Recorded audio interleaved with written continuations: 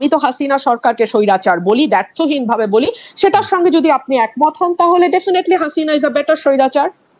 আচ্ছা, আমি খুব মনোযোগ দিয়ে প্রধানমন্ত্রীর সংবাদ সম্মেলন দেখি, তার একটা বড় কারণ হচ্ছে বিনোদন। আমাদের বিনোদনের অভাব আছে এবং আমি এই সংবাদ সম্মেলন থেকে যথেষ্ট পরিমাণ বিনোদিত হই।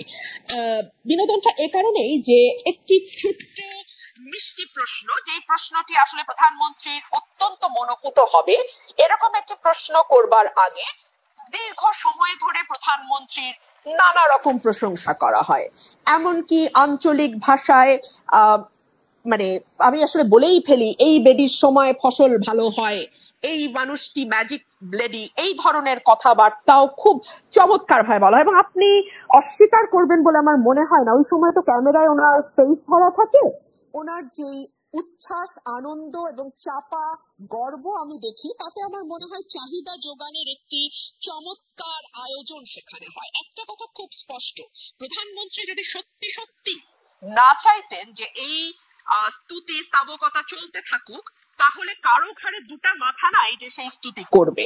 উনি ভালোবাসেন বলেই এই স্তুতিগুলো হয়।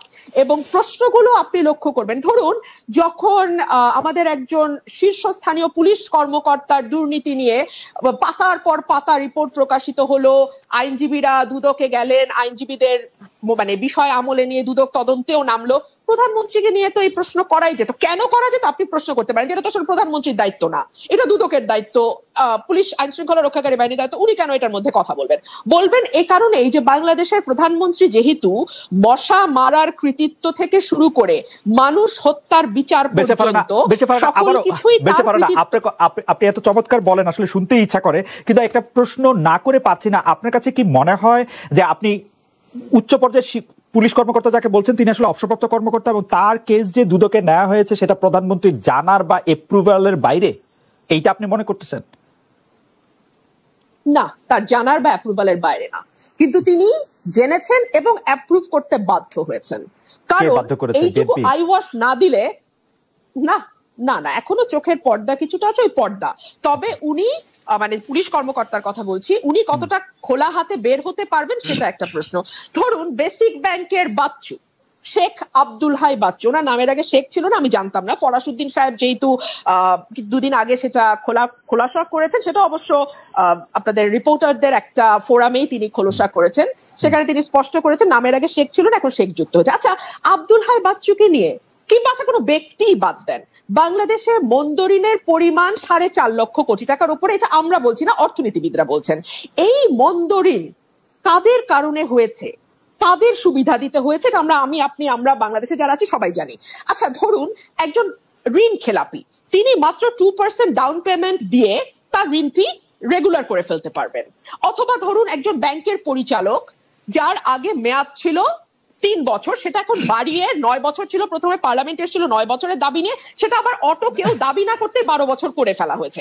এইগুলো নিয়ে কি ওনাকে প্রশ্ন করা যায়? আজ পর্যন্ত কোনো সাংবাদিককে প্রশ্ন করতে দেখেছি? আচ্ছা, আমি আপনাকে একটু বলতেই চাই, একটু বলি যে আসলে প্রধানমন্ত্রী শেখ হাসিনাকে এই বিষয়ে স্পেসিফিকলি প্রশ্ন করা হয়েছে, তিনি এটা নিয়ে উত্তর দিচ্ছেন যে সাংবাদিকদের তিনি আহ্বান জানাইছেন যে আপনারা আমাকে তালিকা দেন কার কার কার কার কার কার ব্যাপারে আপনারা কি জানতে পারছেন, আমি চেষ্টা করতেছি, এবং এই প্রশ্ন করা হয়েছে, আমি শুনছি।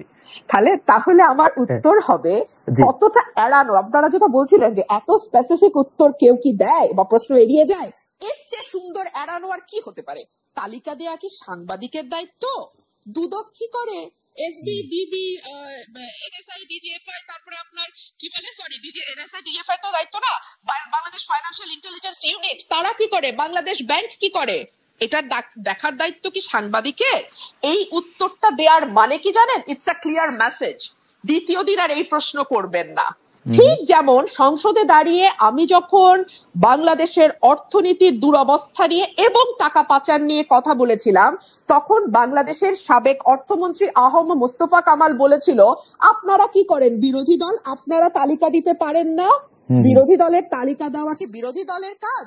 তখন আমি বলতে বাধ্য হয়েছিলাম, আপনার পাশে যেই ফরেন মিনিস্টার বসে আছে তার কাছে তালিকা আছে বলে তিনি স্বীকার করেছেন, অ্যাটলিস্ট কয়েকজনের নাম, মানে কয়েকজনের তথ্য তিনি জানেন, অথচ তার কাছ থেকে তালিকা নিয়ে বিসমিল্লাহটা করেন।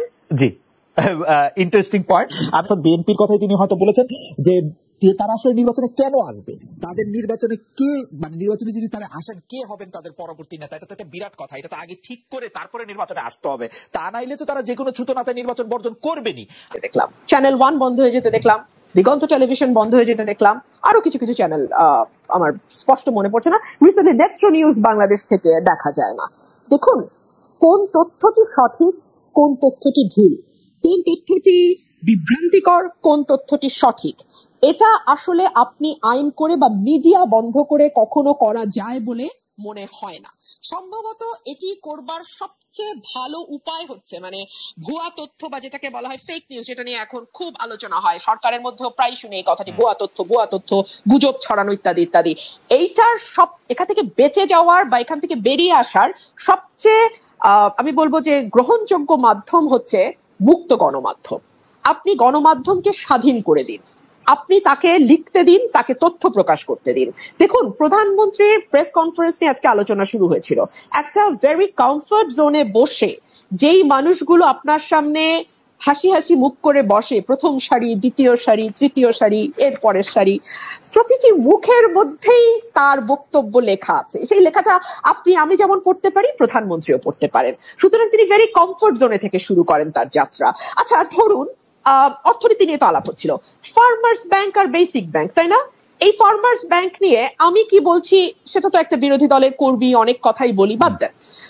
আমাদের সাবেক অর্থমন্ত্রী আবুল মাল আব্দুল মুহিত বলেছিলেন আস্ত একটা ব্যাংকেই গিলে ফেলা হচ্ছে এবং এই ব্যাংকটা করাই হয়েছে লুটপাটের উদ্দেশ্যে, এই ফার্মার্স ব্যাংক।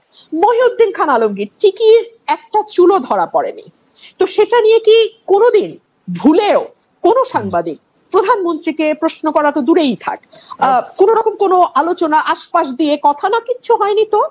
কিংবা ধরুন অনেক রকম উন্নয়নের যে এত বয়ান, হ্যাঁ এত মানে রোল মডেল হয়েছি আমরা, আমাদের ঘর থেকে বেরোলেই এখন শুধু উন্নয়ন আর উন্নয়ন, এত কথা বলা হয় উন্নয়ন নিয়ে, মাথা পিছু আয় নিয়ে গর্ব করা হয় ইত্যাদি ইত্যাদি। প্রধানমন্ত্রীকে কি একবারও প্রশ্ন করা হয়েছে?